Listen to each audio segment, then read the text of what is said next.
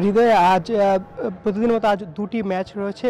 প্রথম ম্যাচে দুর্বার রাজশাহী আর খুলনা টাইগার্স মুখোমুখি হয়েছে। সেখানে আজকে শুক্রবার হয় আধা ঘন্টা রেগুলার টাইম থেকে আধা ঘন্টা দেরিতে, অর্থাৎ দুপুর 2টায় ম্যাচটি শুরু হয়েছে।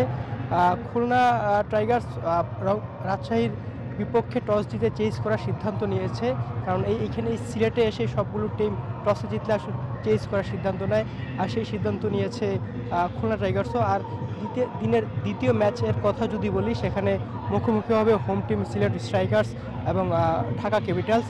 এই ম্যাচকে ঘিরেই দর্শকদের সব আগ্রহ কমতি নেই।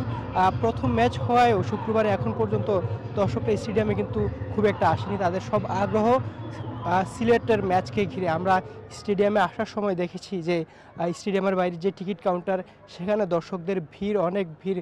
তারা ঘন্টা 2 ঘন্টা পর্যন্ত টিকিটের জন্য দাঁড়িয়ে আছে এবং তারা জানিয়েছে যে সিলেট এখন পর্যন্ত যদি কোনো ম্যাচ জয় পায়নি, তবুও তারা আশা করছে আজকে ঢাকা ক্যাপিটালসের বিপক্ষে জয় দিয়ে তারা সিলেটের এই বিপিএলের আসলে প্রথম ম্যাচে জয় তুলে নেবে।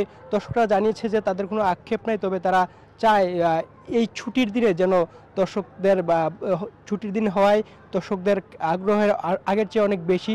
দর্শকদের টিকিটের জন্য লাইনও আমরা অনেক বেশি দেখেছি, কিন্তু তারা আজ সন্ধ্যায় বেলাবারের সাথে সাথেই সিলেটের ম্যাচে ঘিরে তাদের আগ্রহের কমতি নেই এবং বেলাবারের সাথে সাথে তারা স্টেডিয়ামে আস্তে আস্তে হাজির হবেন বলেই আমরা দর্শকদের সাথে কথা বলে জানতে পেরেছি।